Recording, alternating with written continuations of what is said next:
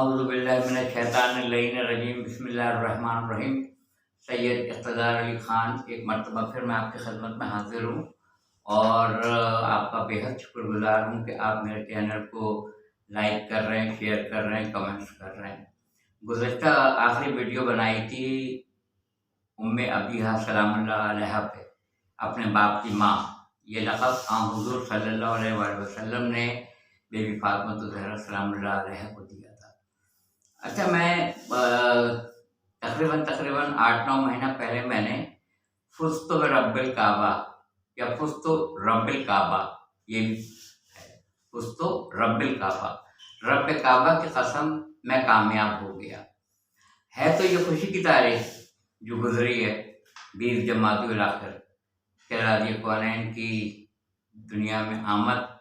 بعض لوگ کہتے ہیں ولادت باسعادت، بعض لوگ کہنے لگے ہیں کہ ظہور کہا جائے۔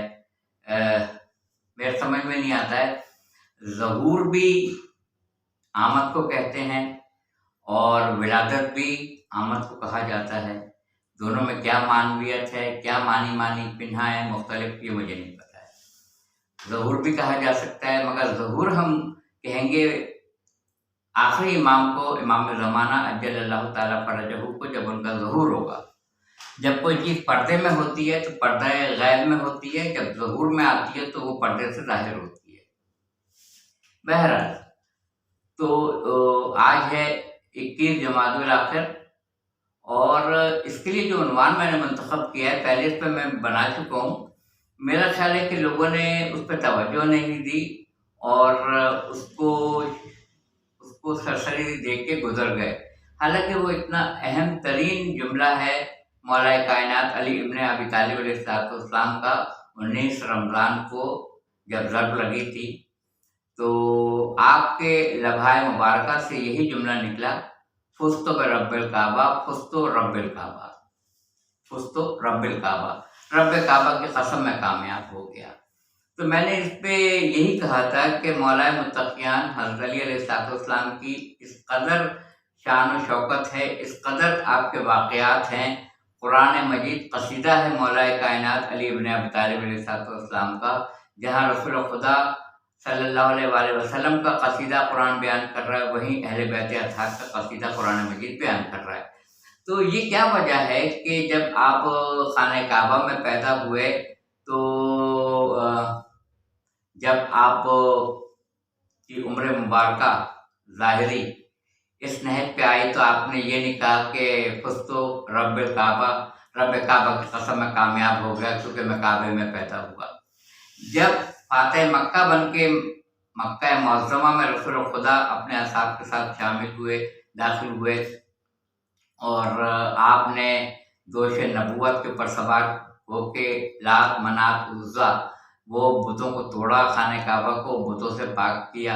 اس وقت آپ نے یہ نہیں کہا فزت رب الکعبہ، رب کعبہ کی قسم میں کامیاب ہوا۔ جب شب ہجرت رسول خدا صلی اللہ علیہ وآلہ وسلم کے بستر پر سوئے تو یہ جملہ نہیں کہا۔ جب آپ کو اللہ تعالیٰ نے سورہ رات 13واں سورہ آیت نمبر 43 میں کہا کہ آپ اے رسول پریشان نہ ہوں، ان سے کہہ دیں کہ آپ کی رسالت کی گواہی کے لیے خدا اور وہ شخص جس کو کتاب الہی کا پورا علم کافی ہے، آپ نے یہ نہیں کہا جب آپ کی شان میں یہ آیت آئی کہ باخدا علی رب کعبہ کی قسم کامیاب ہو گیا۔ جب آپ فاتح بدر و احد قرار پائے، فاتح خندق میں تو یہاں تک ہوا تھا کہ ضربت علی یوم الخندق افضل من عبادت الثقلین، یعنی یوم خندق کے دن مولا علی کی ایک ضرب ثقلین جنوں انس کی عبادت سے افضل ہے، ایک ضرب۔ تو ثقلین یعنی دو برابر کی چیزیں ثقلین، تو یہ جنوں انس یعنی جنوں انس کی عبادت سے مولا کائنات کی خندق کے میدان میں ایک ضرب وہ افضل ہے۔ ضربت علی یوم الخندق افضل من عبادت الثقلین، آپ نے یہ نہیں کہا رب کعبہ کی قسم میں کامیاب ہو گیا۔ جب رسول خدا صلی اللہ علیہ وسلم نے کہا کہ صبح کو جب بیدار ہونا تو مکے والوں کی امانتیں ان کو لوٹا کے واپس آ جانا، اور جب آپ آئے اور اللہ تعالیٰ کے رسول نے سب اصحاب کو ایک دوسرے کا، مہاجر کو انصار کا بھائی بنایا، تو آخر میں رسول خدا صلی اللہ علیہ وآلہ وسلم رہ گئے اور علی مرتضیٰ رہ گئے، اور علی کا ہاتھ اپنے ہاتھ میں لے کے یہ کہا، علی تم بھائی ہو میرے، پھر دنیا والآخرہ، دنیا میں بھی میرے بھائی اور آخرت میں بھی تم میرے بھائی ہو۔ تو یہ نہیں کہا رب کعبہ کی قسم میں کامیاب ہو گیا، نہیں کہا۔ اور یہاں تک کہ سورہ توبہ کا واقعہ آپ کو پتہ ہے، جو بسم اللہ الرحمن الرحیم کے بغیر گئے، جب کسی صحابی کو لے کے بھیجا اور آیت آئی کہ یا رسول صلی اللہ علیہ وآلہ وسلم یا نبی آپ لے کے جائیے، یا جو آپ میں سے ہو یا جو آپ کا نفس ہو وہ لے کے جائے گا، تو واپس بلایا، واپس بلا کے وہ سورہ لے کے حضرت علی علیہ السلام کے حوالے کیا کہ آپ جا کے مشرکین کے درمیان یہ سورہ توبہ کی تلاوت کریں، ان کو بتائیں۔ یہ بھی بہت بڑی فضیلت تھی، مگر آپ نے یہ نہیں کہا کہ رب کعبہ کی قسم میں کامیاب ہو گیا۔ الغرض اتنی کامیابی ہے، اتنی کامیابی ہے، بے شمار ہے، یعنی فضیلتوں کا کوئی شمار ہی نہیں ہے، کوئی شمار ہی نہیں ہے مولا کائنات کی فضیلتوں کا۔ اگر بیان کرنا چاہوں تو کلپ بہت لمبی ہو جائے گی۔ الغرض یہ ہے کہ میں اس نفس مضمون پہ آنا چاہتا ہوں۔ جب زہر آلود تلوار ابن ملجم کے ہاتھ میں تھی اور 19 رمضان اس کی نماز کا پہلے سجدے سے سر اٹھتا ہوا اور گرتی ہوئی تلوار، جیسے ہی سر دوپارہ ہوا امیر المومنین علیہ السلام کا، آپ نے یہ جملہ کہا، رب کعبہ کی قسم علی کامیاب ہو گیا۔ تو یہ پوری زندگی میں بے شمار کامیابیاں آپ کو ملی، بے شمار کامیابیاں، یعنی اللہ کے رسول صلی اللہ علیہ وآلہ وسلم نے مولائیت کا اعلان کیا غدیر خم پہ، جب مباہلہ ہوا تو اس کے اندر آپ جب گئے بنی نجران کے سامنے، کسی فضیلت کے موقع پہ یہ جملہ آپ کے لبھائے مبارکہ سے نہیں نکلا کہ رب کعبہ کی قسم میں کامیاب ہو گیا، علی کامیاب ہو گیا، ابھی نہیں کہا۔ یہ تلوار لگنے کے بعد سے، سر دوپارہ ہونے کے بعد سے یہ جملہ تاریخ میں کیوں ملتا ہے، فزت رب الکعبہ،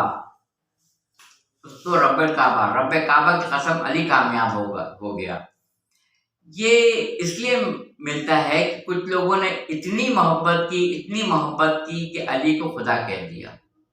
کچھ لوگوں نے اتنا بغض رکھا، یہ دونوں نسل ابھی تک چل رہی ہے۔ ایک نے اتنی محبت کی نصیری، جس نے کہا کہ آپ خدا ہیں معاذ اللہ، اور ایک نے اس قدر بغض رکھا خارجی، جو آج بھی یہ کہتے ہیں کہ علی مسلمان نہیں تھے۔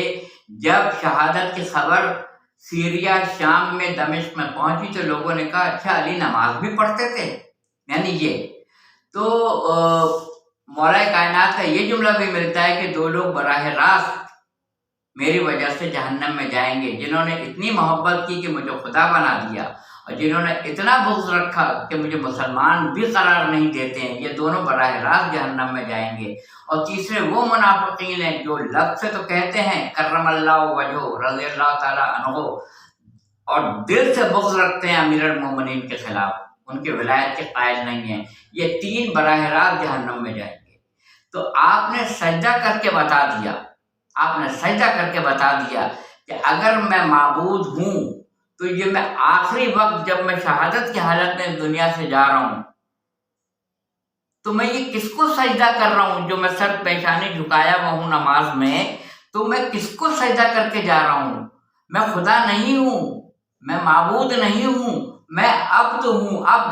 وہ عبد ہوں کہ بابرکت ہے وہ ذات جو اپنے عبد کو لے گئی، اپنے رسول کو نہیں، اپنے نبی کو نہیں، اپنے پیغمبر کو نہیں، اپنے محمد صلی اللہ علیہ وآلہ وسلم کو نہیں، اپنے بندے کو، اپنے عبد کو مسجد حرام سے مسجد الاقصی، عبد کا ہے، فضیلت عبد کو ہے۔ مولا کائنات کا یہ جملہ بھی نہج البلاغہ میں ملتا ہے کہ میری شان کے لیے یہی کافی ہے، میرے لیے یہی کافی ہے کہ تو میرا معبود ہے اور تو مجھے ویسے ہی عبد بنا لے جیسا تو دیکھنا چاہتا ہے۔ بے شک تو ویسے ہی معبود ہے جیسا میں دیکھنا چاہتا تھا، اور تو مجھے ویسے ہی عبد بنا لے جیسا تو دیکھنا چاہتا ہے۔ تو آپ نے سجدے کی حالت میں، شہادت کی حالت میں یہ جملہ اس لیے فرمایا، رب کعبہ کی قسم، پیدا ہوئے اللہ کے گھر میں اور جا رہے ہیں اللہ کے گھر سے، اور یہ اعلان کرتے ہوئے جا رہے ہیں کہ بخدا رب کعبہ کی قسم علی کامیاب ہو گیا، اگر میں معبود ہوتا تو یہ کس کو سجدہ میں آخری وقت میں کر رہا ہوں؟ اس واحد و یکتا کو جس کا کوئی ہمسر نہیں، جو بسم اللہ الرحمن الرحیم قل هو اللہ احد اللہ الصمد لم یلد ولم یولد ولم یکن لہ کفوا احد، جو احد ہے اس کو سجدہ کر کے جا رہا ہوں، جو معبود حقیقی ہے، جو کل کائنات کا مالک ہے، میں اس کو سجدہ کر کے جا رہا ہوں۔ اور میرے سامنے سے اگر حجابات کے سارے پردے ہٹا دیے جائیں تو علی کے یقین میں رتی برابر نہ اضافہ ہوگا اور نہ کمی ہوگی۔ سبحان اللہ سبحان اللہ سبحان اللہ۔ ہمارے یہاں کا ایک بڑے سے بڑا عالم، بڑے سے بڑا مقرر، بڑے سے بڑا خطیب، بڑے سے بڑا آیت اللہ مجتہد، وہ آخری وقت تک جستجو کرتا رہتا ہے کہ حجابات کے پردے ہٹتے رہیں اور میرے پاس جو علم نہیں ہے وہ آشکار ہوتے رہیں، وہ جستجو میں لگتا ہے۔ حدیث رسول ہے کہ ماں کی گود سے لحد تک انسان طالب علم ہے، تو بڑے سے بڑا مرجع عالم، خطیب، مقرر، علماء، آیت اللہ، وہ آخری دم تک تعلیم حاصل کرتے رہتے ہیں اور حجابات کے پردے ان کے سامنے سے ہٹتے چلے جاتے ہیں۔ امیر المومنین وہ ذات گرامی ہے جو کہتے ہیں، جنہوں نے کہا کہ اگر میرے سامنے سے تمام حجابات کے پردے ہٹا دیے جائیں تو نہ ہی میرے یقین میں رتی برابر اضافہ ہوگا اور نہ کمی ہوگی۔ اور فزت برب الکعبہ، فزت رب الکعبہ دونوں ملتا ہے،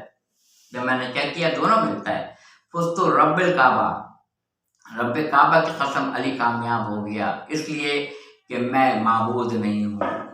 میں جس کو سجدہ کر کے اس دنیا سے جا رہا ہوں وہ معبود حقیقی ہے، میں اس کا ایک ادنا سا عبد ہوں، اس کا بندہ ہوں۔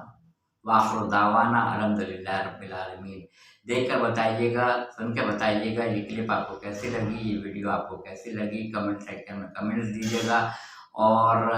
جب آپ کمنٹس آتے ہیں تو دل بہت خوش ہوتا ہے، جب کمنٹس نہیں آتے ہیں تو دل مرجھا جاتا ہے۔ میری حوصلہ افزائی کے لیے ضرور مجھے بتائیے گا کمنٹ سیکشن میں کہ اور بہتری کی اور کوئی تدبیر اگر آپ کو سمجھ میں آتی ہے تو آپ ضرور کریں، مجھے بتائیے۔ کچھ آپ کو لگتا ہے اس میں اور رد و بدل ہونا چاہیے بیان میں جو میں کرتا ہوں، یا کوئی اور طریقہ کار، تو مجھے ضرور بتائیے گا، مجھے آپ کے کمنٹس کا انتظار رہے گا۔ وآخر دعوانا الحمدللہ رب العالمین۔